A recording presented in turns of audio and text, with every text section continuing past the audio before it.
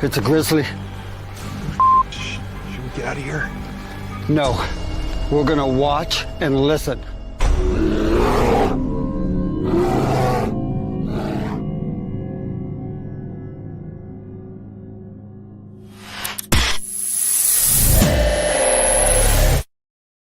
Well, good evening, everybody. Welcome to another edition of Grizzly is on the Hunt. We have a special guest today. Welcome John Curley to the show. Hello, John. How are you doing? What's going on, Grizz? Glad to be here. Oh, absolutely. From coast to coast and around the world, ladies and gentlemen. Glad to be here again. Another live show. So for the people that don't know you, kind sir, let's tell them a little bit about yourself. Well, I'm a paranormal investigator out of Harrisburg, Pennsylvania. I live in York, Pennsylvania, but our group is based out of Harrisburg.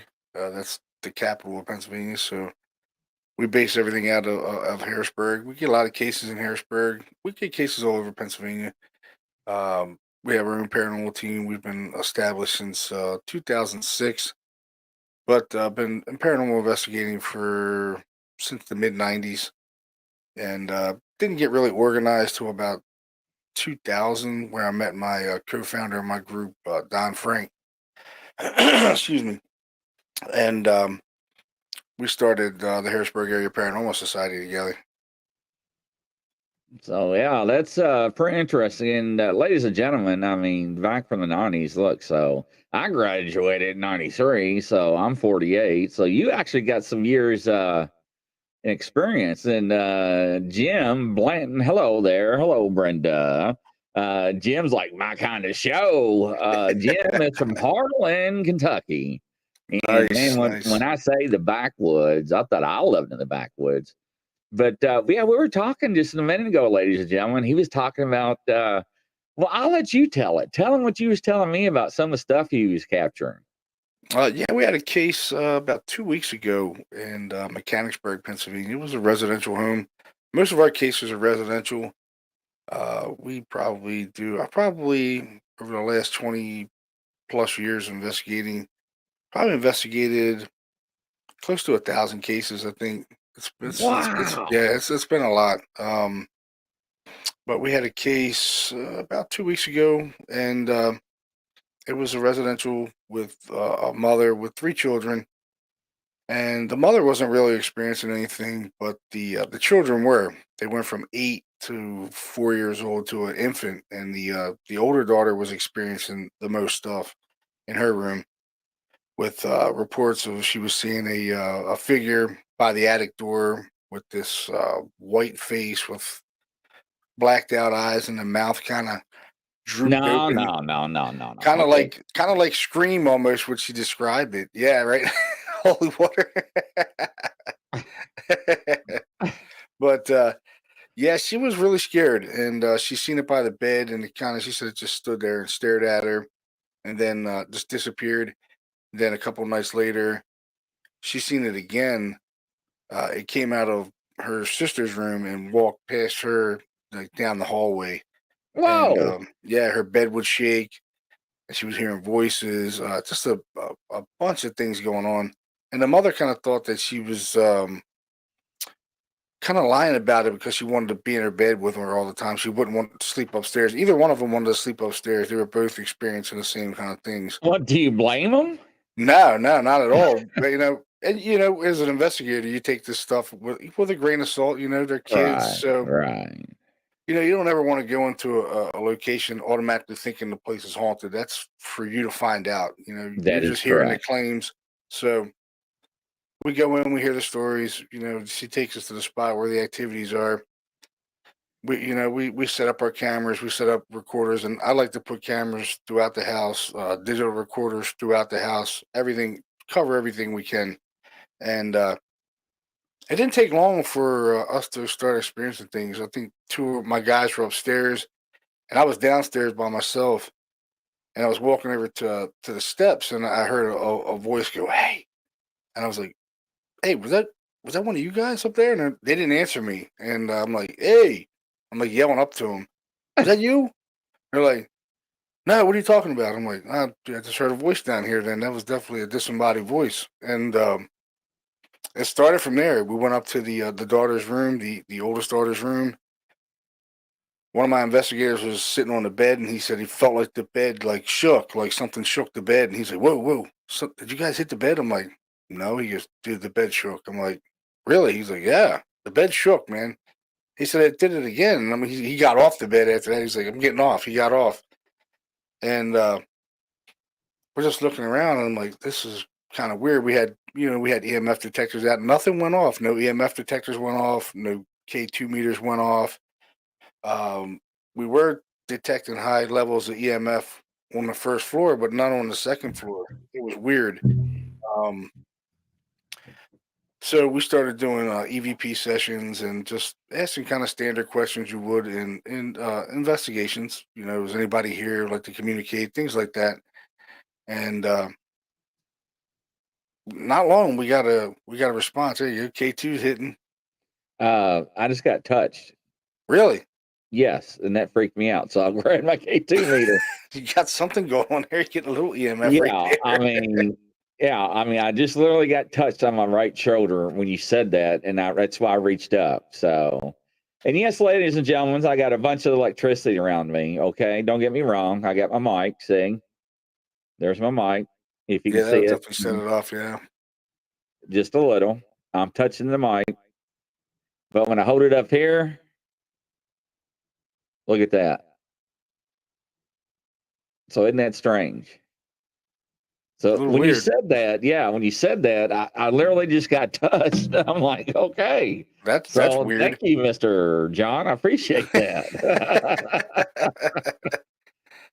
But yeah, I mean, we started experiencing things right away. I was really surprised, and that we're asking some EVP questions and nothing for a little bit. But then the room it really got active.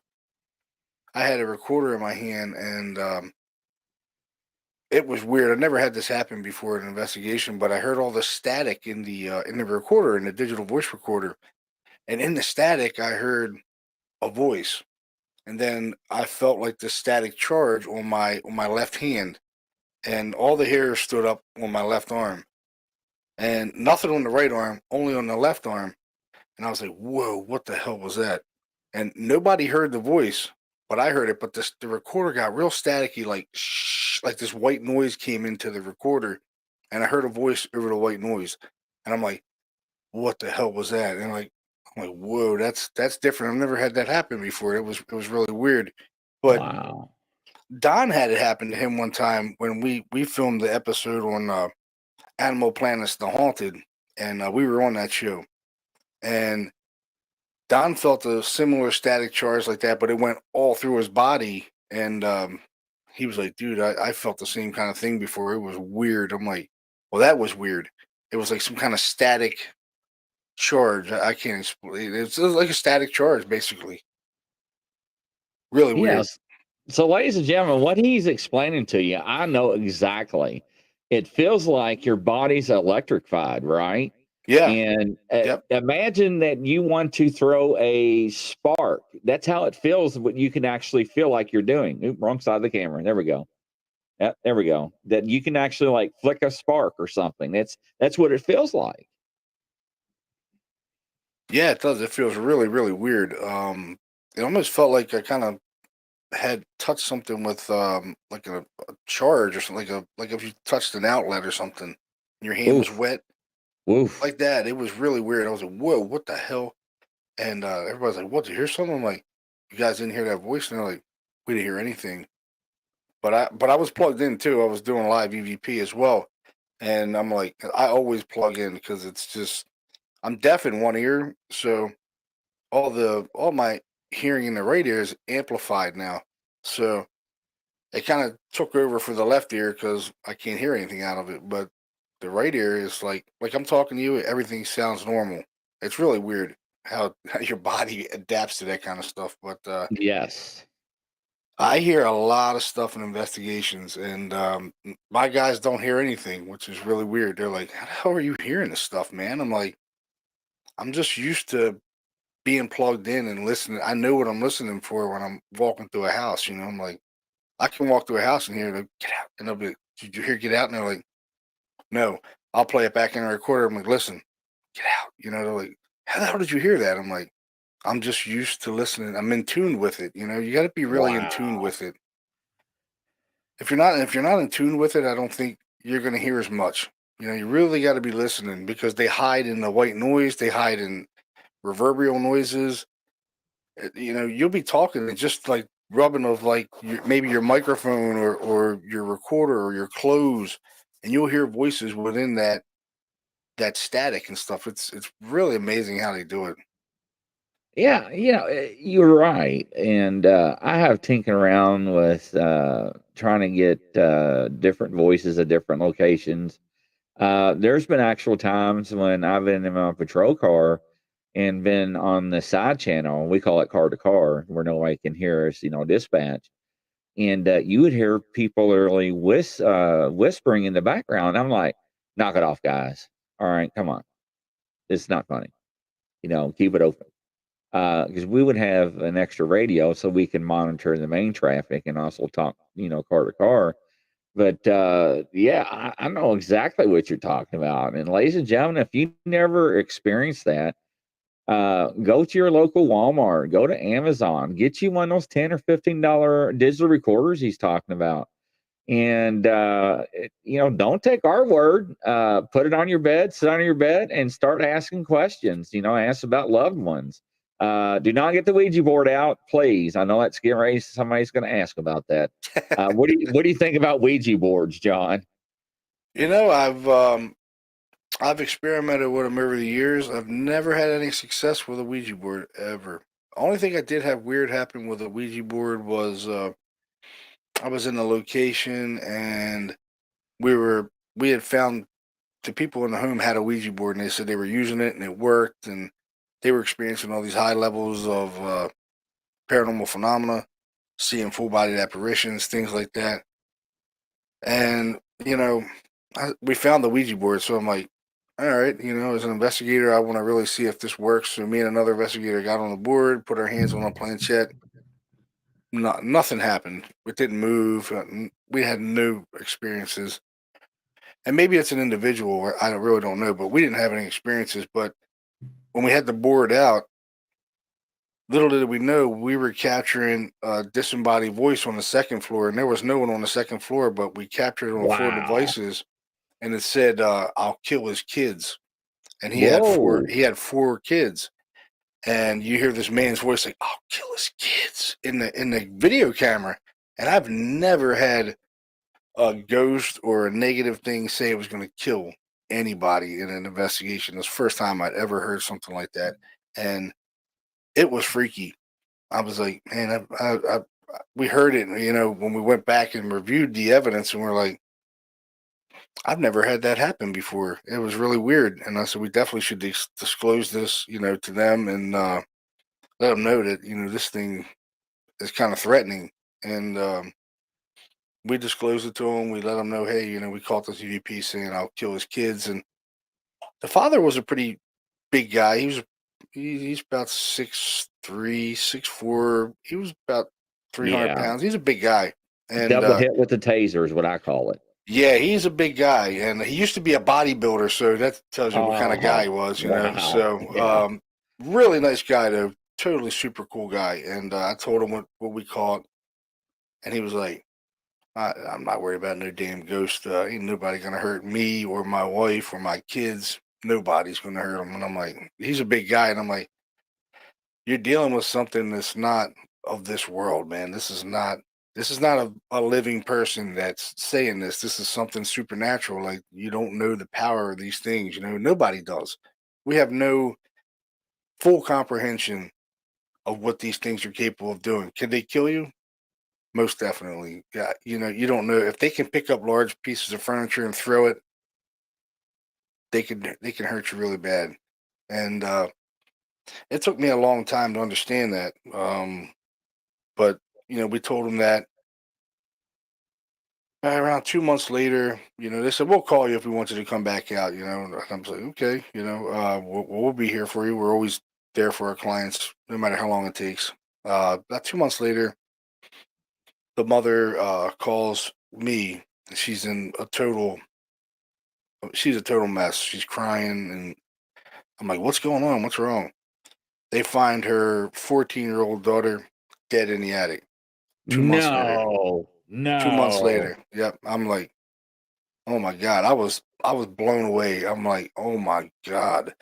I called the other guy up in my team, Carl, that was with me, and I'm like, you're never gonna believe this. He's what I was like, they found the youngest daughter dead in the attic. He's like, no way. I'm like, yeah. He goes, oh my God. We were both like blown away. I was just like, I was a mess. I was like, oh my God, I can't believe this. You know what I mean? I've never had that ever happen in a case. And I'm gonna tell you what, if anybody's a paranormal investigator, it's something you're always gonna live with after that. Like it still affects me to this day, and it happened back in 2015, and it still affects me to this day. I stopped investigating for probably almost 2 years behind that. I didn't investigate anymore because it affected me that much. I was like, I'm supposed to be helping these people, and I'm not helping them. And this girl dies from a heart attack at 14.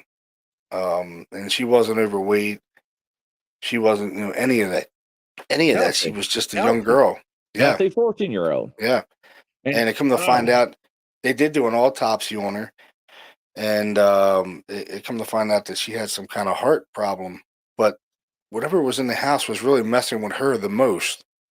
And it would scare her so much that she would run out of the room. Her room was in the attic, and it was a big full walk-in attic, really big up there.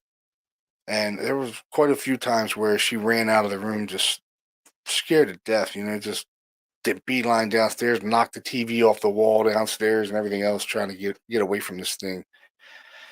And just it's a sad thing. And they asked me if I thought whatever was in the house was maybe responsible, and I was like, it's a high possibility.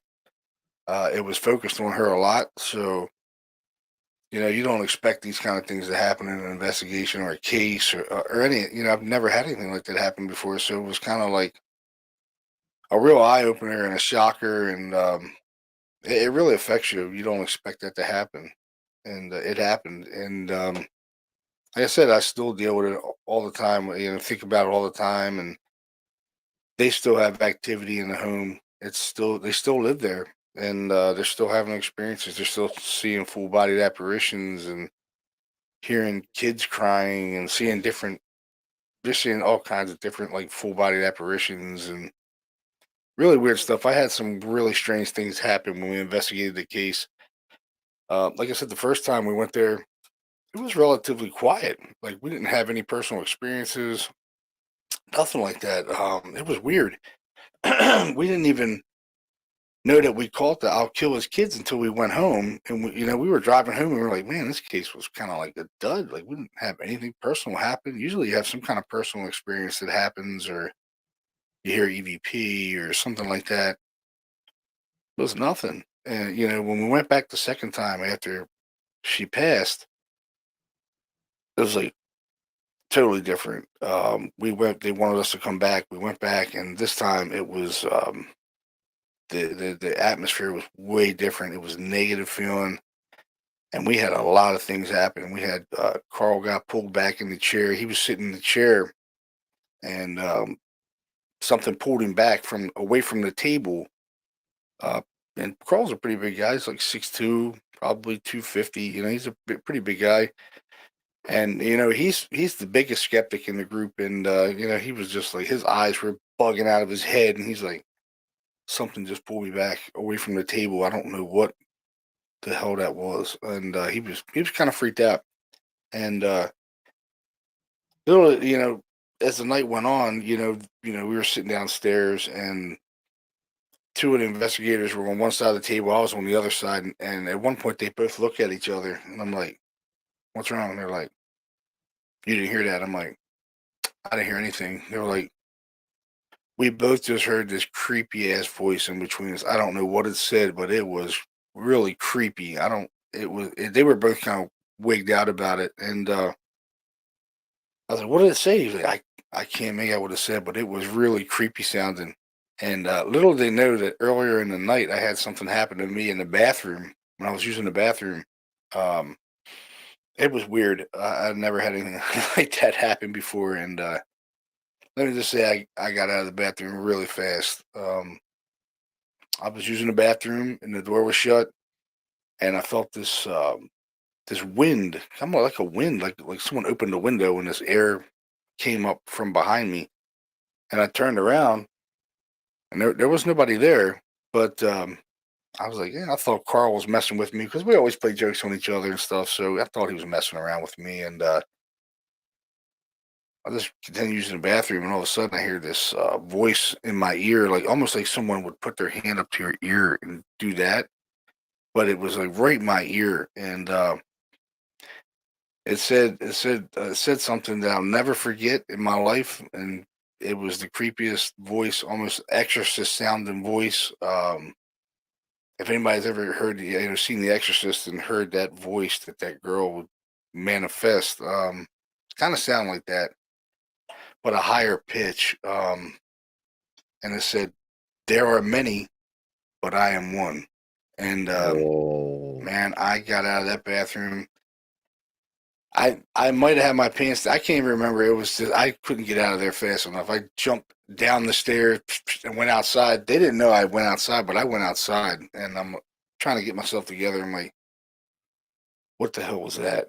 Like I've never had that, and all the years investigating, never had anything that up close and personal with something that I couldn't see.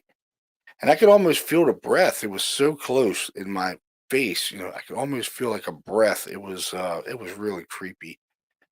I wound up reaching out to Jason Halls and the guys from Ghost Hunters, and they had Ghost Nation, and they wound up coming on the show. They wound up asking me if I would do a show with them about this case, and I said, yeah, sure. I said anything that can help with this family because there's something here. I'm not going to say it was demonic because I've never experienced anything demonic in right, right. investigations, but it was definitely something of a negative nature.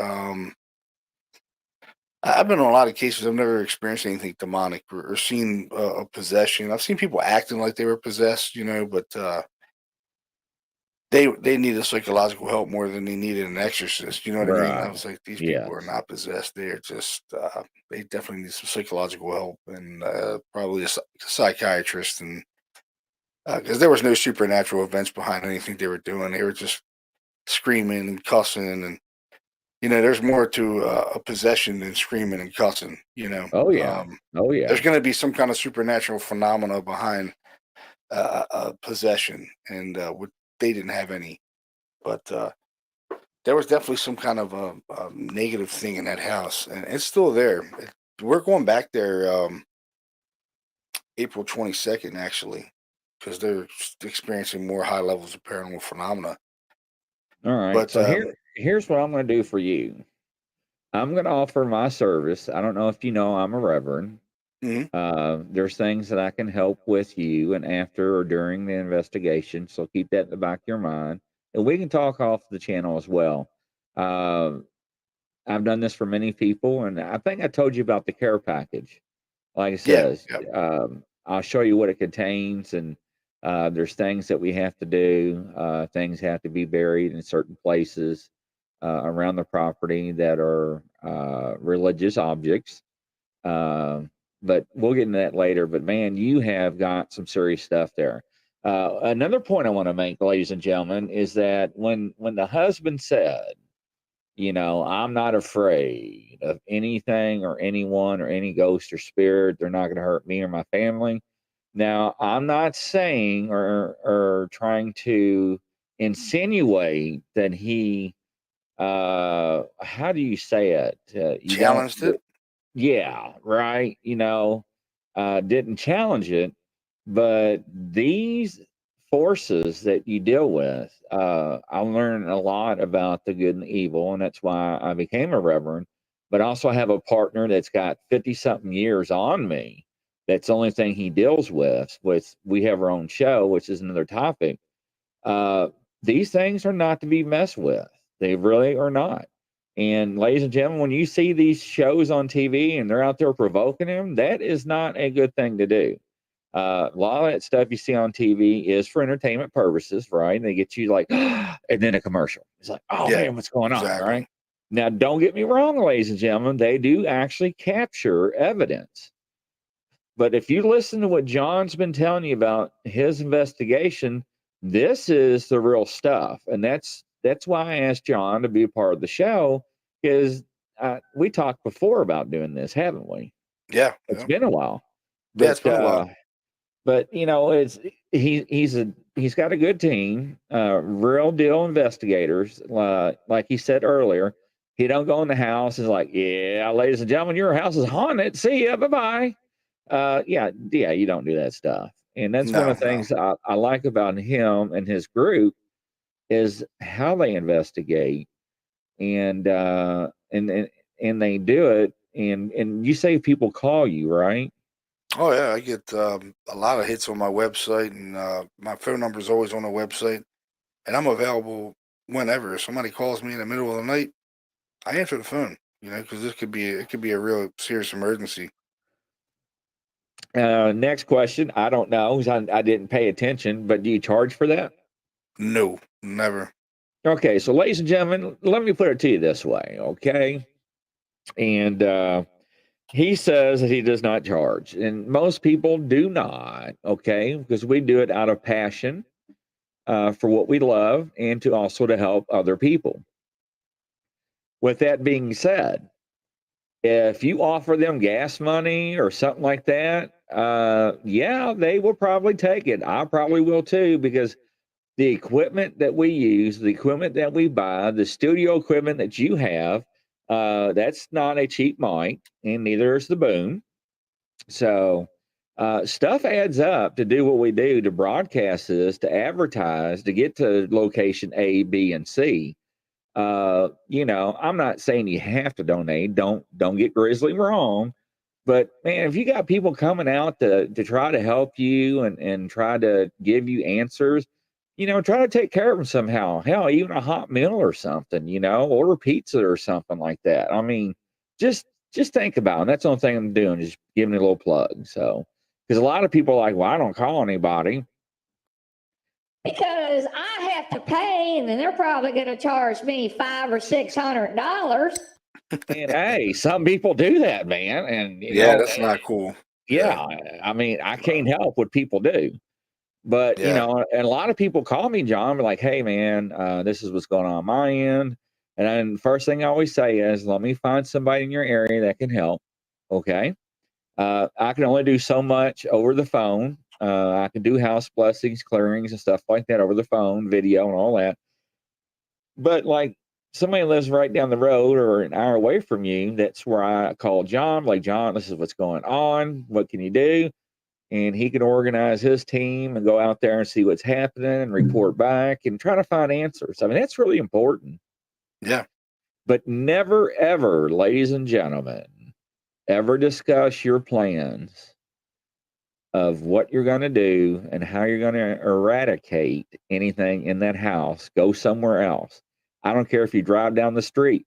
Because if you're sitting there and you're getting ready to try to get rid of something, do you want to sit in the general's office that you're getting ready to fight war with and tell them what's going to happen or what's coming? No, I don't think so. No. And a lot of people do that. And a lot of people tell the homeowners, hey, this is our plan. This is what we're going to do. No, I don't do that. Either we drive down the street, we go to McDonald's, have a cup of coffee and a cheeseburger, or somewhere we can sit down or park. It don't matter. But that's very important. That's something that I always recommend. I mean, just the 12-year-old or the 14-year-old, I'm still mind blown over that. I mean, that actually took my breath away. Yeah. I mean, that you can watch that episode. It's on Ghost Nation. It's called the Lady in Black, and that's what the little girl was seeing, was a woman in black. She wore black, almost like the movie. What's that movie? I think it was called The Lady in Black, I think. Yes. But she had a black veil over her face, had all black on, and she would see this woman in her room constantly. She actually ran into her in the hallway on the second floor, where we called the disembodied voice saying, "I'll kill his kids," and she was so scared. she ran down the stairs and knocked the TV off the wall that was in the living room. That's how scared she was. And she would wake up with this what she described as like this white face above hers over the bed, like right in her face, and it would scare the daylights out of her, and she would just run out of the room screaming. Well, on one occasion they called me, and I could hear them just freaking out. They're like, "The lights are going on and off in the attic. The lights are going on and off. They won't stop." And I'm like, "Get the hell out of there!" I was like, "Get out of the attic, like now, go! Right. Don't go back Right. in the attic." And then they left, but I think she wound up going back up into the attic, and it was just a multitude of things that happened in the house that were, they were really creepy. And there's a highly intelligent negative thing in the home, like it's very smart.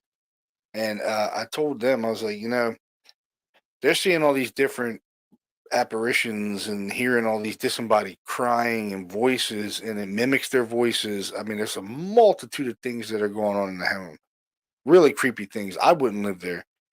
Um, I don't like the home. Period. I don't like going to the home, but they are my clients. They are like family to me, and Oh, absolutely. Yes, sir. I do what I have to do. This stuff risks us too. Like we're in a risk too, just going to this house. It could follow us home and do things to us, which I think it has done stuff to Carl.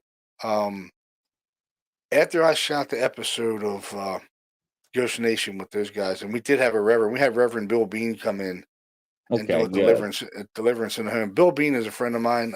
We grew up in Baltimore together. I'm from Baltimore, and Bill's from Baltimore, and I know Bill from Baltimore, and he agreed to come out and do a deliverance in the home. And the activity did calm down for almost a year. I think it was around, close to a year, and all of a sudden the activity just it ramped right back up. And Bill said that could happen.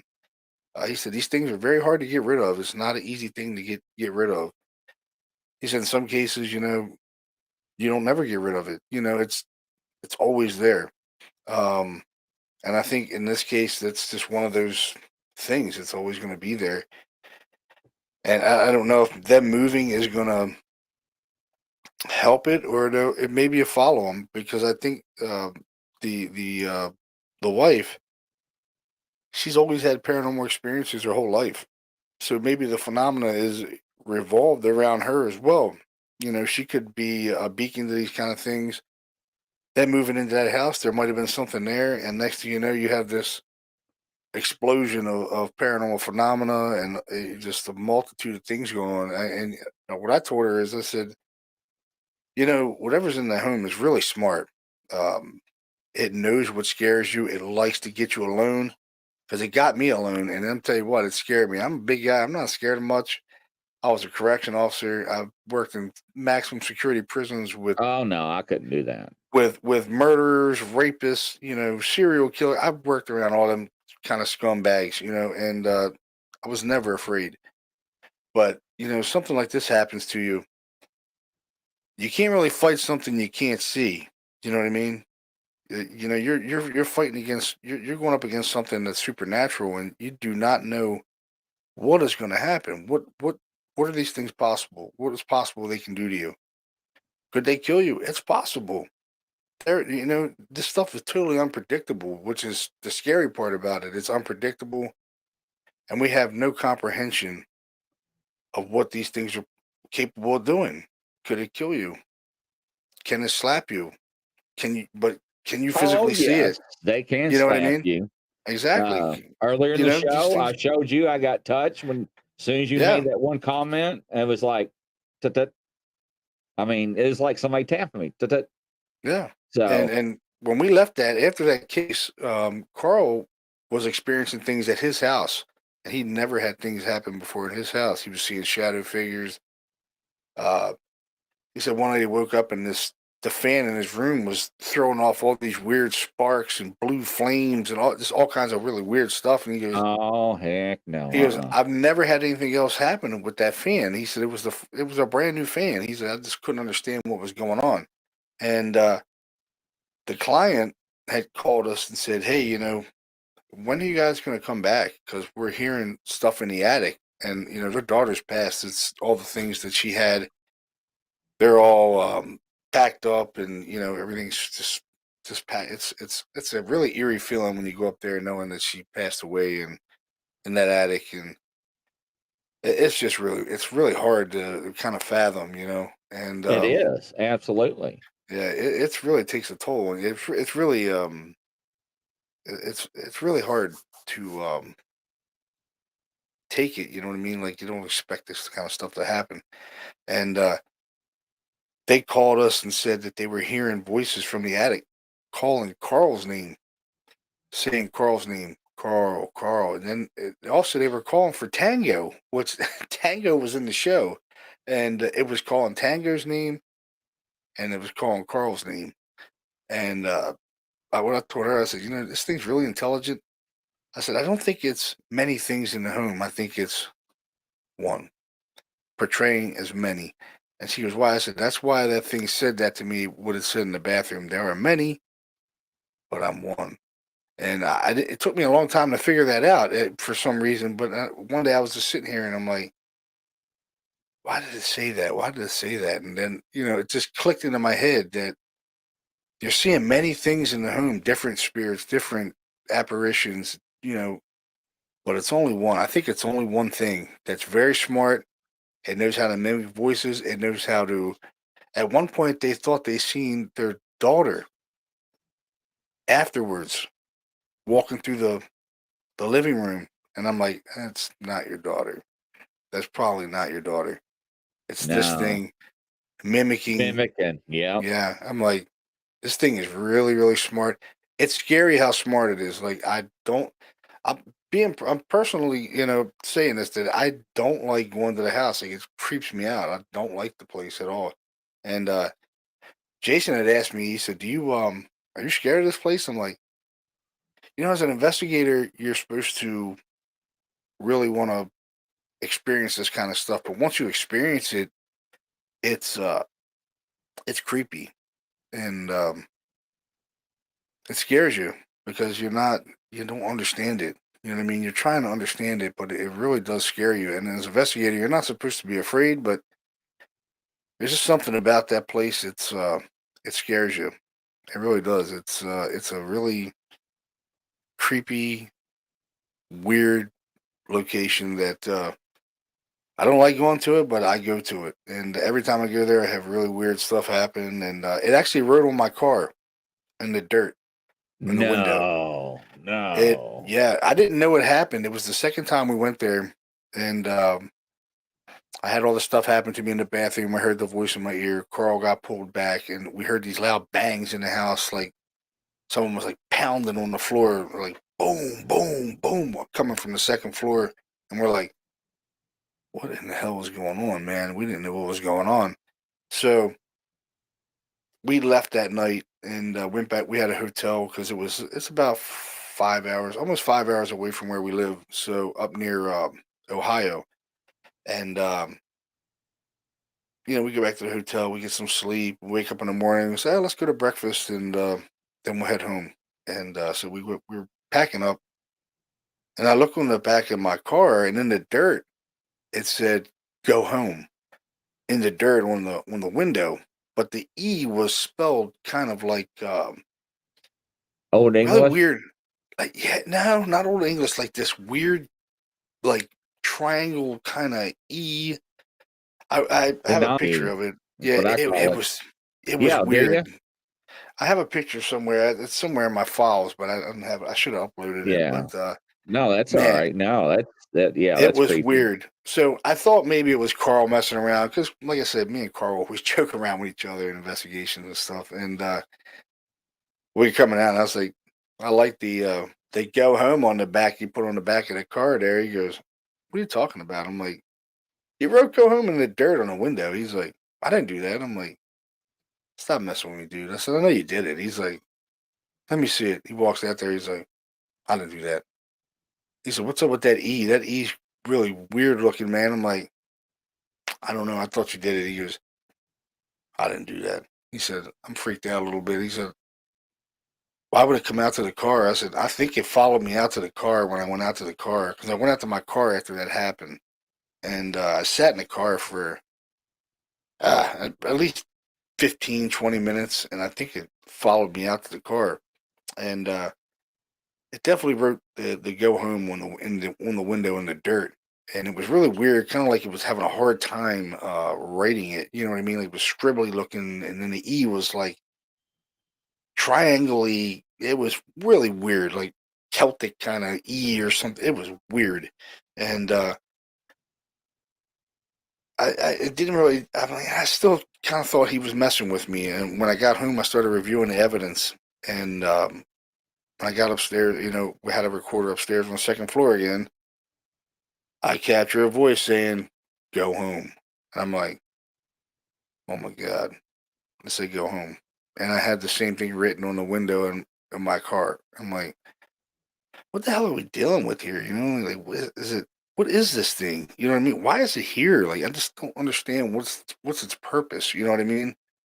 Like, what is the purpose of this thing being in this house, torturing these people? Like, it's getting enjoyment out of it. Like, what is it? You know what I mean? Like, and I had religious relics with me. I always wear my St. Michael's medal. I'm Catholic, so I believe in Jesus. I believe in God. And, Oh I yeah. always say, Our Fathers and Hail Marys and investigations just to protect myself. But, and I'm not overly thinking that every place has a demon in it, or, I mean, I think those cases are really rare because I've never experienced any in an investigation. You see a lot of paranormal groups. Every place they go in, there's a demon, or every house they go in, is demonic, or I don't Yeah, believe that. yeah. You know, And it's sad because people actually think that happens. And I always try to tell people, ladies and gentlemen, when you watch a fishing show and they catch 7 fish in an hour, do you really think they caught 7 fish an hour? No. no, They film for 2 or 3 days or all day long, and they probably caught two or three. So, yeah, yeah, and I'm a firm believer what you're saying. I really am. It's very shocking. I mean, uh, nobody, everybody, please never say never. They said the Titanic was unsinkable. I do believe in that stuff. Don't hex it. Don't push it. Don't aggregate it or aggravate it. Don't try to intensify everything. Do your investigations. When you go back, John, are you going to try to make contact with the 14-year-old? I tried the second time when I was there, and I didn't get any responses at all. We did catch EVPs though. It was like saying my name. It was saying a lot of weird things, saying "get out," things like that. Typical stuff you hear. You hear that in a lot of investigations. I hear my name called a lot in investigations. It's not a scary thing to me to hear my name called. I mean, I've heard it hundreds of times in investigations. It really doesn't bother me. And there's some people who say, "Oh man, you hear your name. What are you gonna? What are you gonna die or something?" I'm like, "Hey, we're all gonna die, bro. That's certain." Yeah, I'm right. not worried about that. You know what I mean? Like I know the man is protecting me up there. I'm not worried about it. But there's just certain things that you get into these places, you never expect to experience that kind of stuff, and you just wonder why this family. You know what I mean? Like why this girl? Why this family? Why what is the purpose of this thing? You know what I mean? Like is it to totally destroy them? To break them down and destroy them, or they've done a really good job of staying together as a family and trying to beat this thing. But I don't. It's something you can't beat. You know what I mean? I just don't think this thing can be beaten like that. You know what I mean? It's just something that's really weird that's going on. Some kind of weird phenomena in the home that I'm not used to seeing in any investigation. And I've had a lot of weird things happen in investigations. I mean, I've seen doors open. I've been scratched, from here to here, pushed, tugged on. I've experienced the foul smells. I've experienced all these things, and in all those cases, I can never say that it was demonic because I didn't have enough proof to validate that. You know, and that's when I go into investigations, I'm trying to validate the claims of paranormal phenomena, and not just take a wild guess. You know what I mean? Like, oh yeah, well, I smelled something foul, so it's automatically demonic. I don't do that. Like, I want proof of something demonic. Even though I've never experienced it, there has to be some kind of supernatural realm behind a demonic haunting. Not just a foul smell. Or I had the foul smell happen, and I never nothing bad happened. You know what I mean? I did smell I've only smelled it one time in 20 plus years of investigating a foul smell that smelled like death. It smelled like a dead body, and I couldn't explain it. Still can't explain it to this day, but it's only happened one time in all these years. And if you catch something on video, like when you're in investigation, oh my God, it's like a Hail Mary. In 20 plus years, I've captured a few things on video that are very, very cool. But not much, not much. It's very far and in between of what you get. You kind of sit in the dark a lot, just talking to yourself. It's like Well, fishing. You yeah, throw the you're bait out absolutely and you're waiting right. for the fish.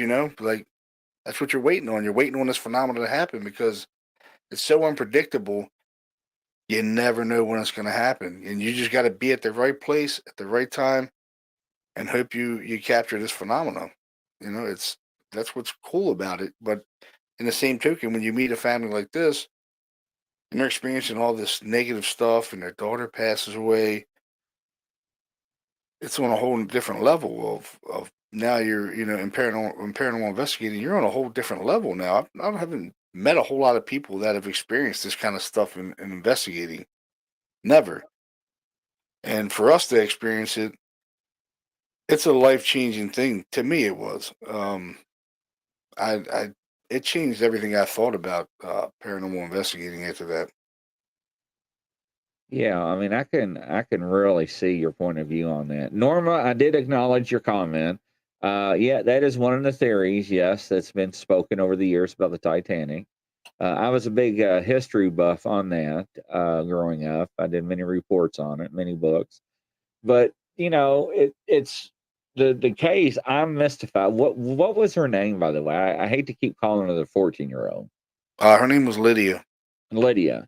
I Yep. mean, with the case with Lydia and that family, that is just something. It's actually knocked me off my pedestal, right, my chair, because it's very rare that you actually have somebody that's actually witnessed that or has been on an investigation and actually hear somebody make that comment and something like that happens.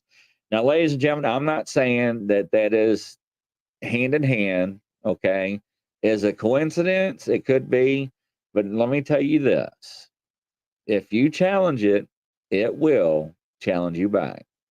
Oh Okay, yeah. it says in the Bible, and Mr. John can probably concur with me on this. It says in there 365 times. You want to fact check me? Fact check me. Fear not. Fear not. Okay. I didn't say push it, shove it, and say hell with you. You're not going to do it. There's certain ways to attack certain things. That's my point. That's what I'm trying to make. But John, with that kind of experience with the other investigations all these years, I mean, man, I know you got to be a wealth of knowledge, just a wealth.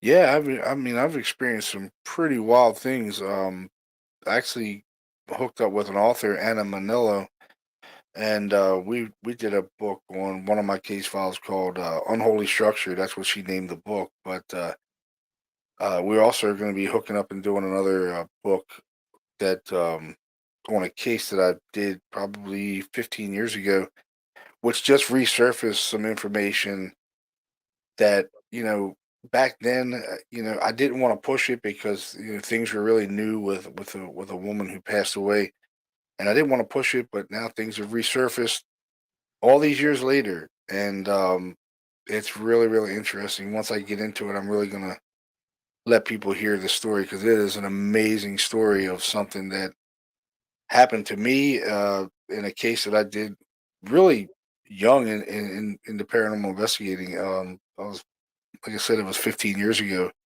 and we experienced some things in this house, and a little girl took a picture of herself, and her mother was off to the, like, if she was here, her mother was here, and off to the other side, there's another woman in the picture, and there's no other women in the home.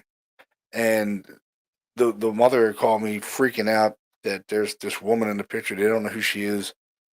I call the landlord. She gives me a thing. We call the landlord, and we figure out who it is, who lived there prior. And when I pulled up the name, an obituary popped up with this woman's picture in there, and I matched the picture to the picture the little girl took, and it's her. And this woman had been passed away for a year.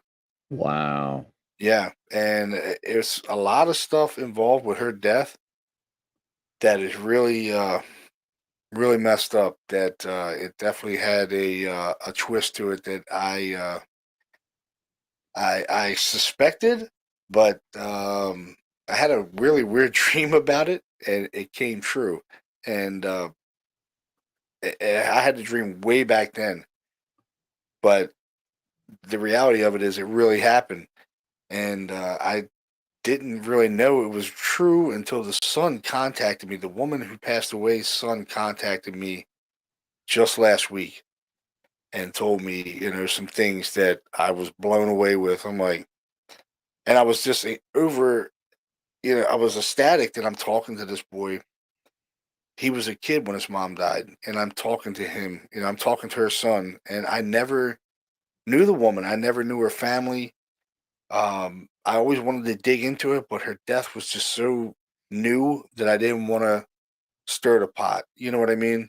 Um, it was just so many hard memories. He was a young kid, but he told me a lot of things that totally changed what I thought about dying. Like I'm totally afraid of death. Like I don't. I'm for some reason I just have a fear of death. But after talking to him and the things I experienced in that case, it totally changed my mind within the last 2 weeks about dying. Like it's definitely something else is there after you die, without a doubt.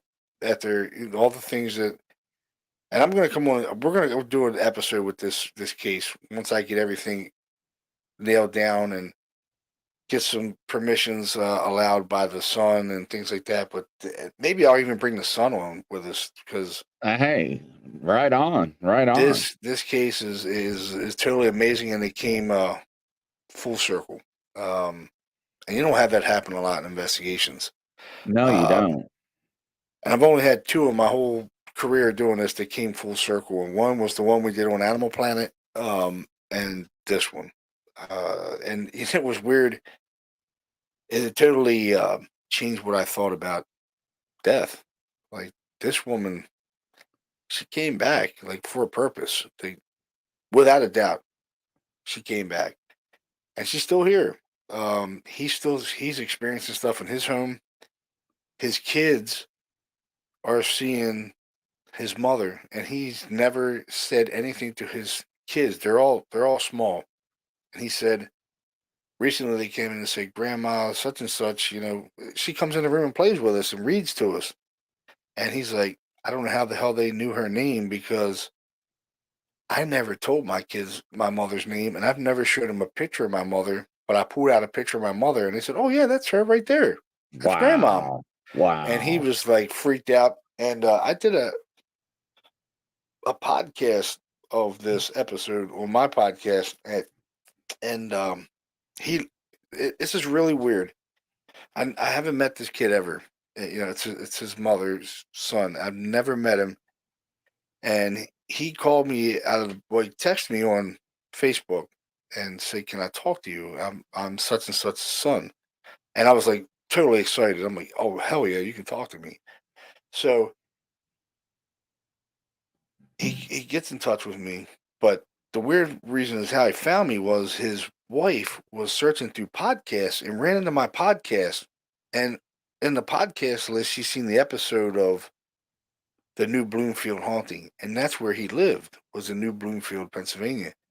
And she listened to it, and he had came home from work, and he said he had like a terrible day at work. He's like, "This was a terrible day," and my wife said, "You need to listen to this podcast."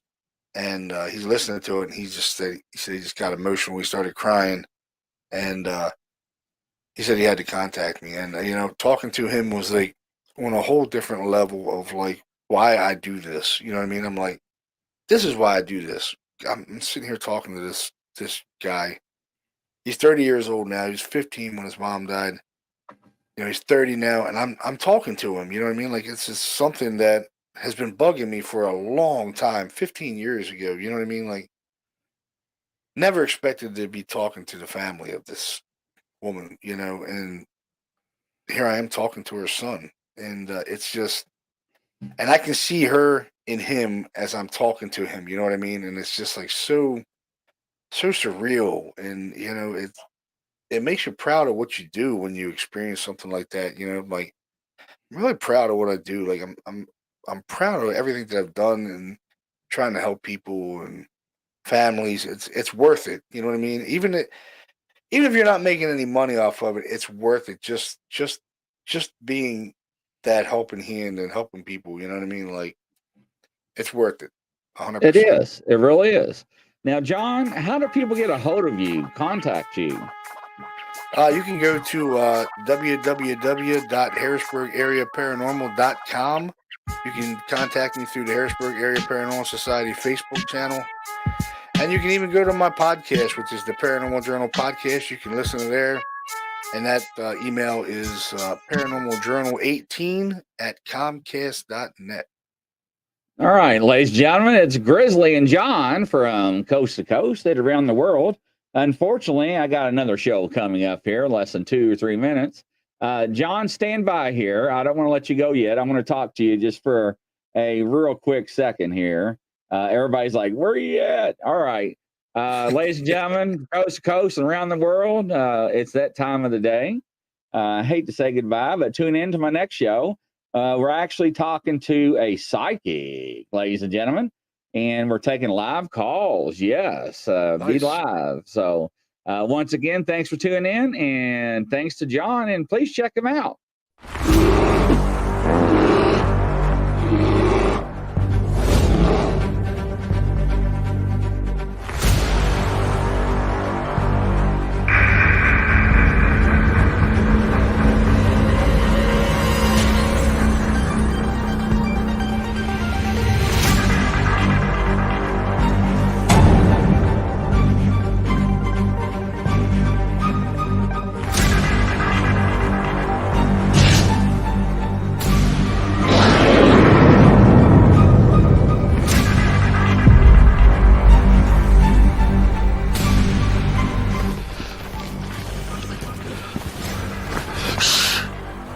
It's a grizzly.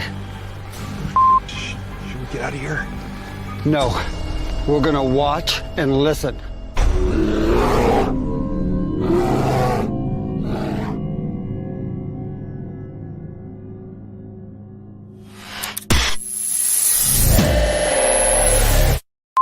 Action.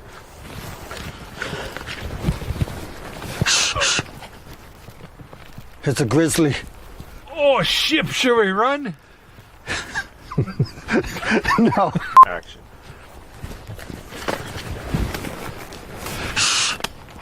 It's a grizzly. Oh, should we run? Okay.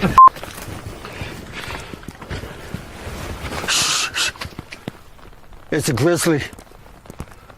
Are you sure it's not a chipmunk? Action.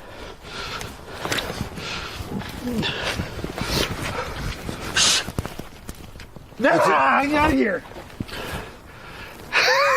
Action.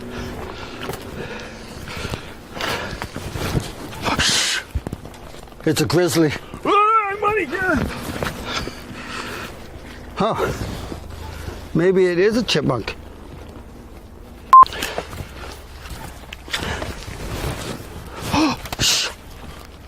It's a grizzly.